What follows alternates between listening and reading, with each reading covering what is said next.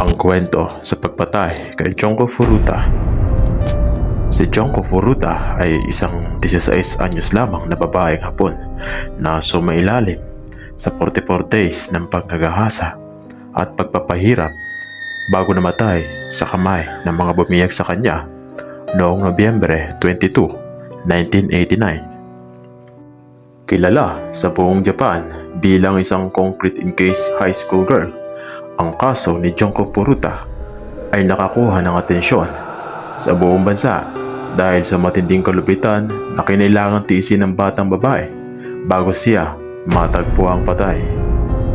Si Junko Furuta ay nag-aral sa isang mataas na paaralan sa Misato sa Saitama Prefecture, Japan. Siya ay isang maganda at aktibong babae na nasa kanya na lahat ng atensyon na pinagseselosan ng karamihan. Hindi siya naninigarilyo, hindi umiinom ng alak at hindi nagdodroga, na nakikitang hindi cool sa mga mata ng mas maraming malagangster na kabataan. Isa sa kanila, si Hiroshi Miyano, ay may gusto sa kanya ngunit hindi naghahanap ng karelasyon. Tinalikuran siya ni Junko Furuta. Si Hiroshi Miyano ang bully sa paaralan at kasama sa mga bagong henerasyon ng Yakuza. Walang nangahas na kalabanin siya at nagkaroon ng lakas ng loob si Junko Furuta na magsabi ng hindi. Noong November 25, 1988, siya ay kinidnap ng 4 na binatilyo. Isa sa kanila ay si Hiroshi Miyano. Dinala ng mga lalaki si Junko Furuta sa bahay na pag-aari ng isa sa mga magulang ng mga kidnapper sa district ng Ayase ng Adachi, Tokyo. Habang nakabihag, pinilit ng mga kidnapper si Junko Furuta na tawagan ng kanyang mga magulang at sabihin sa kanila na natatakas siya at mananatili sa isang kaibigan. Ngunit iginiit na wala siya sa panganib. Hindi napagtanto kung ano ang darating na panganib at masyadong natakot. Kapag hindi sumunod, ginawa ni Junko ang eksaktong sinabi sa kanya. Sa huli ay napigilan ang isang manhunt na maaaring sumunod sa kanyang pagkawala.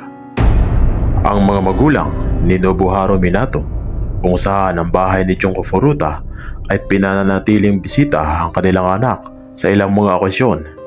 Gayunpaman, sa ilalim ng banta ng pagtaas ng karahasan laban sa kanya, hiniling ni Junko na magpanggap na siya ay kasintahan ng isa sa mga lalaki. Gayunpaman, kahit na ito ay naging maliwanag na siya ay isang bihag sa bahay, ang mga magulang ay walang ginawa sa takot sa paghihiganti mula kay Hiroshi Miyano na kilala na may koneksyon sa Yakuza. Sa loob ng 44 days kasunod ng kanyang pagkidnap, napilitan si Junko Furuta na tiisin ang lahat ng pagdurusa kasama ang mga pinagdaanan niya bago siya namatay. Napahiya sa pamamagitan ng pagiging hubad sa halos lahat ng oras, araw-araw na ginahasa sa parehong ari at puwetan. Mahigit sa 100 lalaki ang pinaniniwalaang gumasa sa kanya. Ang nanghuli na may mga koneksyon sa Yakuza ay nag-imbita ng iba pang miyembro ng Yakuza na puntahan ang isang 16 anyos na taong gulang na babae. Siya ay tinatayang dumaan sa humigit kumulang 500 panggagahasa. Sa isang punto, siya ay kinahasa ng 12 magkakaibigang lalaki sa isang araw. Kasama sa mga tiniis na pambubugbog ang mga hampas ng golf club at paghampas ng muka sa sahig ng semento. Ang 100 lalaki na pinaniniwala ang gumasa sa kanya ay nasiyahan di mano sa pag-ihi sa dalaga. Napipilitan siyang mag-masturbate sa harap nila at ng kanila mga bisita. May samot-saring bagay na pinasok sa kanyang ari at anos, kabilang ang isang bote, isang bakal, gunting, mga karayom sa pag-ihaw at iba pa. Binigyan lamang ng limitadong supply ng pagkain o tubig. Napilitang kumain ng mga buhay na ipis at uminom ng sariling ihi. Pinilit ipasok ang paputok sa kanyang puwet at pinasabog ito na nagdulot ng matinding pasok. Naputol ang kaliwang maselang bahagi ng dibdib gamit ang mga pliers Nahulog ang mga dumbbells sa kanyang tiyan habang nakahiga sa sahig na nakatali ang mga kamay at paa. Nagresulta ito sa pagkawala ng kontrol sa bituka. Nakasabit sa kisame at ginamit bilang boxing bag. Itinago sa isang freezer ng ilang oras. Nasunog ang talukap ng mata gamit ang mainit na wax at mga lighter.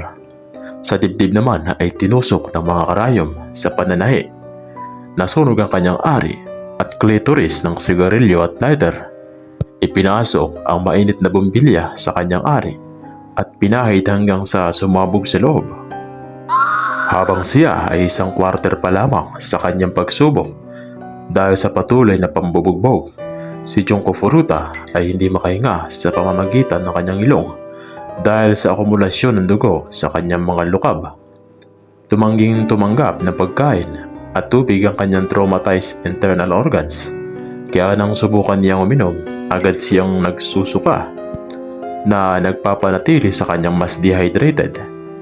Nagalit din ito sa mga salarin na pinurusahan siya ng mas maraming pambubugbog dahil sa pagdumi sa carpet.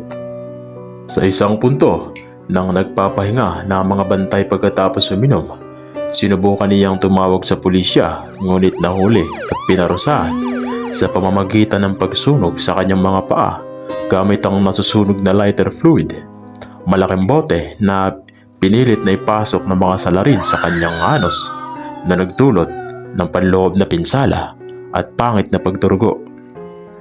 Dahil sa matinding paso sa binti at matinding pasa sa mga kalamnan, hindi siya makalakad pagkatapos ng 20 araw na kanyang pagdurusa. Wala na siyang mahawakan na gamit ang kanyang mga kamay dahil labasag ang kanyang mga buto at pumutok ang kanyang mga kuko. Dahil taglamig noon, napilitan din siyang matulog sa balkonahe na nakalantad sa malamig. Pagkatapos ng 30 araw, hindi makaihi ng maayos si Junko Furuta dahil sa pinsala sa mga panloob na organs at vulva mula sa pagpasok ng mga bagay at paso mula sa mga sigarilyo at lighter. Malubhang na pinsala ang kanyang mga kamay at paa at inabot siya ng mahigit 1 oras upang gumapang pababa sa banyo. Nasira din ang eardrums niya at nabawasan ang laki ng utak niya. Ang kamatayan ni Junko Furuta sa loob ng 44 days nang paulit-ulit siyang pinahirapan, binugbog at ginahasa. Ilang beses nakiusap si Junko Furuta sa mga bumiyag sa kanya na patay na lang siya at nang matapos na. Hindi nila siya pinagbigyan ng ganoong pabor. Sa halip, noong Enero 4, 1989, hinamon nila siya sa isang larong mahjong. Nanalo siya at ikinagalit ng mga lalaki.